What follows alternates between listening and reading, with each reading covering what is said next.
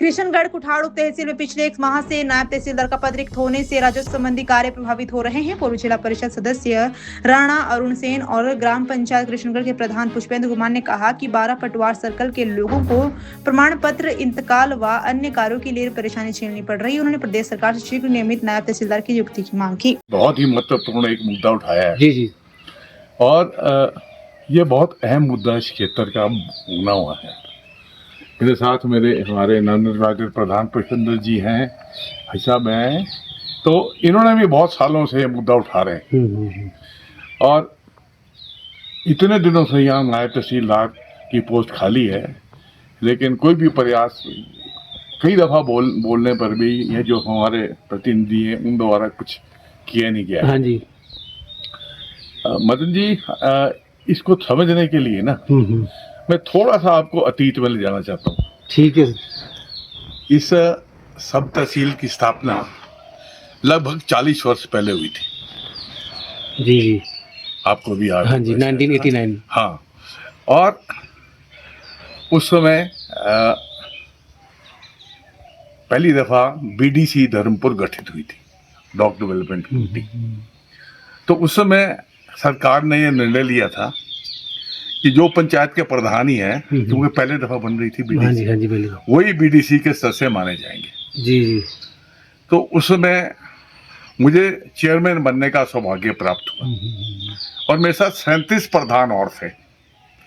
तो उस माध्यम से हमने बहुत जोरों शोरों से ये मुद्दा उठाया कि हमारी जो ये किशनगढ़ का एरिया है, ये कसौली तहसील में है, तो क्यों ना यहाँ पर एक सब तहसील किशनगढ़ में बनी जाए। प्रस्ताव हमने भेजे, डेपुटेशन मिलाए, डेलीगेशन मिलाए, और मुझे खुशी है कि 37 प्रधान जो उस टाइम बरोटी वाला, मंधाड़ा, कालू झंडा, सूरजपुर के तो थे ही, मगर पहाड़ के हमारे सारे प्रधान इसमें थे जो उस टाइम यहाँ पर थे, इसमें कसौली तहसील में। उन्होंने सर्वसम्मति से इसको उठाया और 40 साल पहले ये इसको सब तहसील का दर्जा प्राप्त हुआ।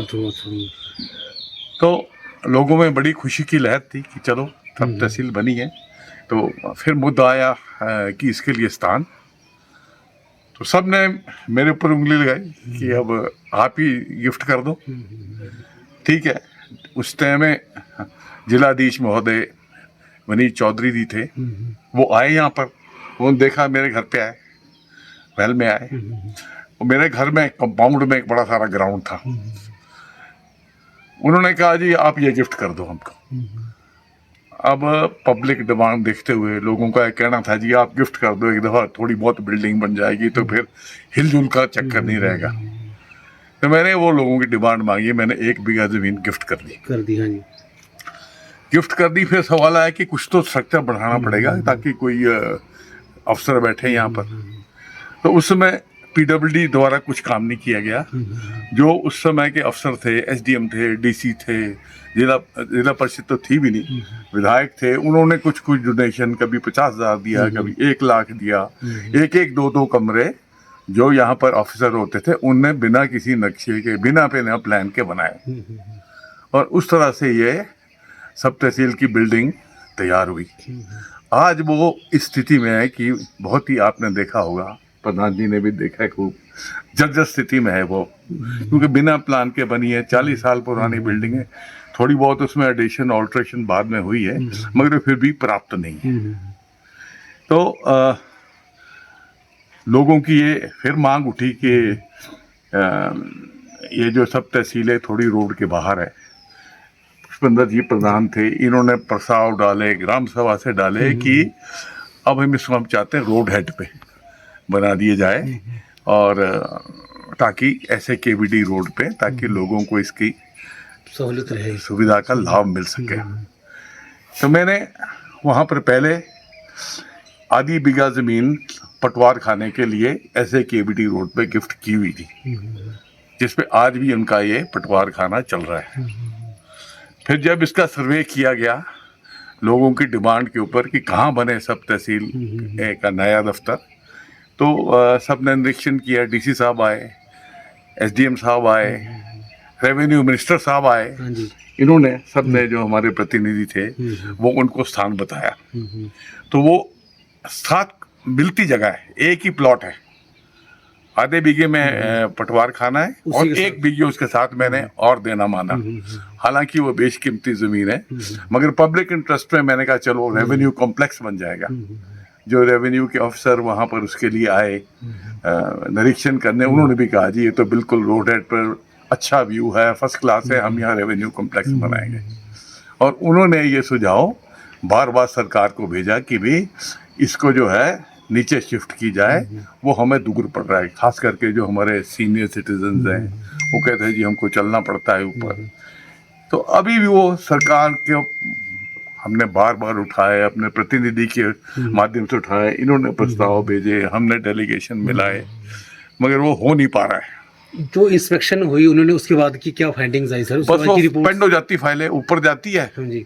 हालांकि रेवेन्यू मिनिस्टर जब यहाँ आए थे हमारे गंज यहाँ पर लंच कर किया उन्होंने महल में, और उन्होंने पूरा हमें विश्वास दिया कि ये आपकी हो जाएगी, ये बड़ी उचित स्थान है जो आप दे रहे हैं, तो यहाँ पर हम अपना रेवेन्यू कॉम्प्लेक्स बनाया। उसके बावजूद इतने लिखने के बाद और अभी तक वो जहाँ की तहाँ फाइल पड़ी है।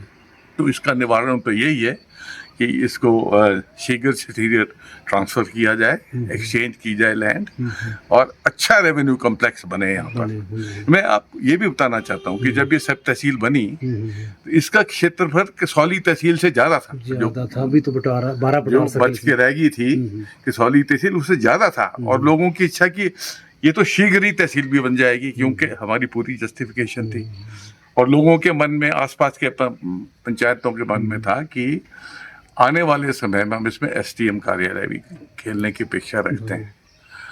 मगर प्रयास जारी है, प्रेस के माध्यम से उठाया जाता है, हमारे प्रतिनिधि उठा रहे हैं, अभी तक कुछ नहीं हो पा रहा है। तो ये आपने बहुत अहम मुद्दा उठाया है। हम ये चाहते हैं कि सरकार इसके ऊपर जागरूक हो, सारे दस्तावेज उनको दिए हुए हैं और शीघ्र अतिशीघ्र यहाँ नायब तहसीलदार की नियुक्ति की जाए कि लोगों को सुविधा मिल सके और उनके रोजमर्रा के काम हो सके। बहुत बहुत धन्यवाद आपका। मेरे साथ पुष्पेंद्र जी हैं, ये पहले भी प्रधान रहे, उप प्रधान, अब ये नए इलेक्शन में फिर प्रधान बन के आए हैं। और टाइम लेंगे सीएम साहब से और उनके पास जाकर और प्रधानों को भी साथ ले जाकर इससे संबंधित हम बात करेंगे। और हमारे हॉस्पिटल का भी मुद्दा है, साथ हमारी एक 40 साल पुरानी बस है, उसका भी हमारा मुद्दा। हम इन सभी मुद्दों को साथ लेकर जो है सभी प्रधानों को साथ लेके जा रहे हैं। सही कह रहे हैं हमारे प्रधान जी, सही कह रहे हैं कि हमारा, मैं तो स्पष्ट कहूँगा, जो हमारा ऊपर का पहाड़ी क्षेत्र है बहुत उपेक्षित हुआ है।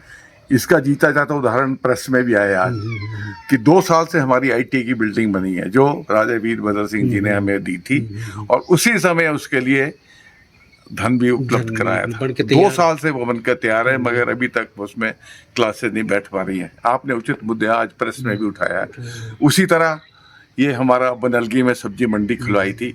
मैं इसके बारे में थोड़ा सा आपको ये बताना चाहूँगा कि जब ये सब्जी मंडी की, आज तो सब क्रेडिट ले रहे हैं, धूमल साहब ने भी बोर्ड लगाया है, जब ये सब्जी मंडी की स्थापना की गई उसके बाद बीडीसी के बाद, चेयरमैन के बाद, मैं जिला परिषद का उपाध्यक्ष बनने का भी मुझे मौका मिला जब पहली दफ़ा जिला परिषद बनी। और जिला परिषद का ऑफिस उस समय के डीसी श्रीकांत बाल्ती जी थे, उनसे हमने अनुरोध किया कि हमको डीसी ऑफिस में दे दीजिए जब तक। तो वहाँ हमें एक ऑफिस मिला था, तो मैंने डीसी साहब को रिक्वेस्ट करी, मैं कहा प्लीज़ आप चलिए, लोगों का यहाँ किसान का क्षेत्र है, फल सब्जियों का भारी उत्पादन होता है और इतने दूर दूर मंडियों में ले जाना पड़ता है, तो हमें उसका उचित मूल्य मिलता नहीं है। आप कृपया आज चलिए मेरे साथ। हमने डे फिक्स किया, इंटीमेशन दी, मार्केटिंग बोर्ड को दी, इसको इंडस्ट्री डिपार्टमेंट को भी दी, क्योंकि हम ये भी चाह रहे थे कि यहाँ पर इंडस्ट्रियल एरिया भी स्थापित हो। तो उसी दिन डीसी साहब हमारे साथ आए, हम थे वहाँ पर, ये इसके एग्रीकल्चर के लोग भी थे, मार्केटिंग बोर्ड के भी। तुरंत उन्होंने उसी टाइम जगह सेलेक्ट करी कि ये लो, ये 2 बीघा अभी मैं ऑर्डर कर रहा हूँ, इसको मार्केट कमेटी के नाम कर दिया जाए। तो इसकी स्थापना भी उस समय हुई। और ये भी मैं क्या कहना चाहूँगा कि जो ITI की जो ये जो इंडस्ट्री डिपार्टमेंट के लिए जो जमीन दी गई लगभग 400 बीघा, उसी समय बाल्दी साहब ने वहाँ ऑर्डर किया। जो डीसी थे वो थे, ये डिपार्टमेंट वाले लोग थे, इंडस्ट्री वाले थे, फॉरेस्ट वाले थे, पूरे वहां पर जमकर था अफसरों का, उन्होंने ऑर्डर किया, कहते जी आप इसको इंडस्ट्री के नाम कर दो। फॉरेस्ट वालों ने आपत्ति करी, जो डीएफओ बीडीओ थे, डीएफओ थे, रेंजर थे, कह जी इसमें तो हमारे पेड़ है।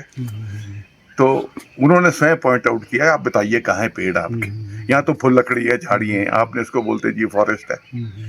उसी समय ये भी ऑर्डर किया गया कि आप इंडस्ट्री के नाम ऑर्डर करो और इंडस्ट्री यहाँ पर स्थापित हो ताकि इलाके की खुशहाली बढ़े।